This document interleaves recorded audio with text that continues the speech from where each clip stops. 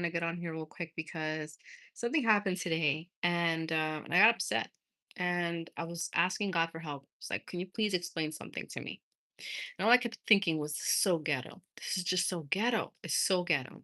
And I've taught my daughter that being ghetto has nothing to do with race, how much money you have, how much education you have. It's a choice. Being ghetto is a choice.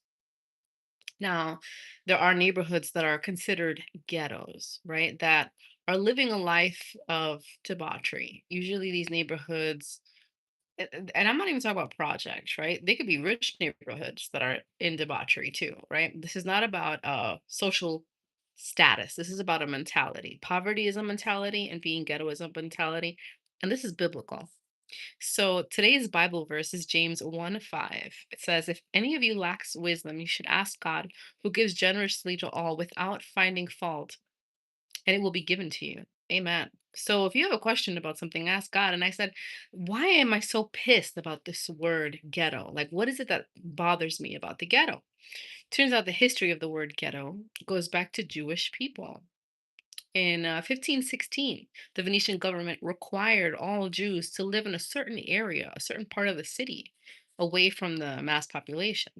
This was an undesirable part of the city, usually an industrial part of the city, where they would do metal casting, which I believe ghetto, the pronunciation comes from that word in at that time, at that dialect, right? Ghetto, metal casting.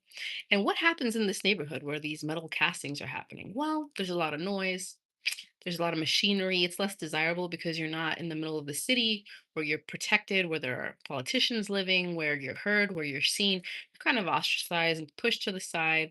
A lot of pollution, a lot of smoke, fires. It's just not safe. And you're kind of just tucked away and unseen and unheard, which is a lot like the ghettos now, right? But here's the funny thing about the Jews and this word ghetto is that in culture we've adopted the word ghetto, and now it has nothing to do with Jewish ideologies or beliefs, right? Now a ghetto is a system, a place of living, a neighborhood that continuously segregates or oppresses those who live there. And how do we identify these ghettos? Usually, the education system is terrible, right? The food is terrible. Just hospitals, the police. So, when I'm thinking about the word ghetto, I'm also understanding that the oppression is not necessarily a race thing. It's an attack on the mind because, like I said, you could be Asian, Hispanic, white, black, gray, purple, LGBTQ, PFG, whatever, and still be ghetto. You could have money, you can be educated and still be ghetto because being ghetto is here. So, where did that come from? Where did this idea of being ghetto? Well, anytime you are liberated from an oppressed system, anytime God offers you a way out and says, you know what, that life of debauchery, the way those people are living, maybe they're living selling drugs, doing drugs, or they live in an environment where disrespecting women or disrespecting men or children is okay.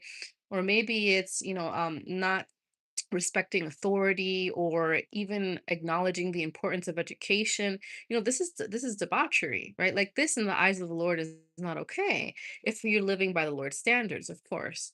But what's the problem with ghetto mentality and poverty is that some people can't leave.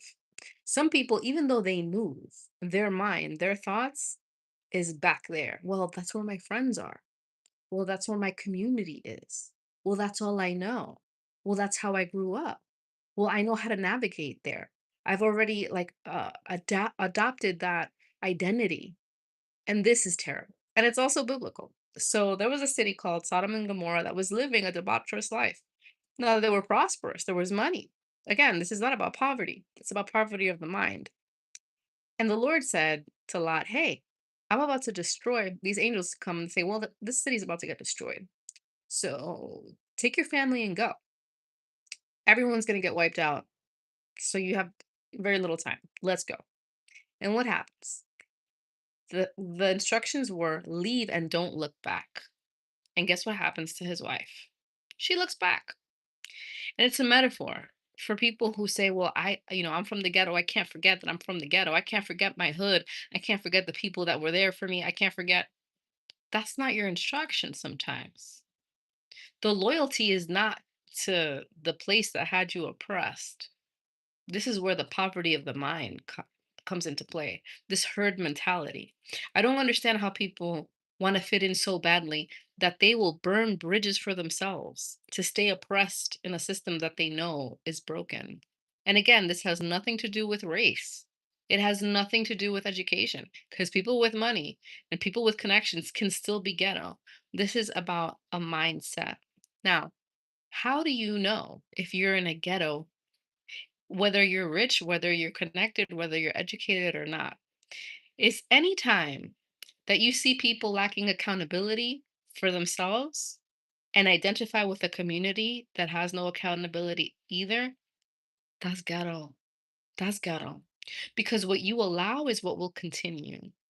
And whether you're brown, white, have a disability, or don't, you're Asian, it doesn't matter. The moment that you start talking and people start saying, well, that's just the way it is. Well, this is just what I know. That's a ghetto. That is a ghetto. You need to run. You need to run. You need to align yourselves with people with vision because those people are stuck. And when the judgment comes and when the repercussions come of what happens when you live in an environment that is unsafe, when there is no accountability, where education is not prioritized, where the protection of children and families is not important, you need to run because these are the systems that are made to oppress you. And people will make it about race. Oh no, but you're black. Oh, but you're white. Oh no, but I'm Hispanic. Oh no, I'm a first generation. Oh, I'm an illegal immigrant. This is here. This is here in your mind. You could be in a ghetto atmosphere surrounded by millionaires. You could be in a ghetto atmosphere at a college, at an Ivy League school. What you allow and what you don't hold accountable will continue. And now you're part of those people. Those are your people. So when you have the opportunity to leave, don't look back because they're choosing that oppression now. If you know that you're plugged into a system that is geared to keep you oppressed and you're still choosing to be there, don't glorify it. Oh, Bronx, Bronx, like, don't glorify that because either you're staying there to fix the problem or now you're just joining the problem.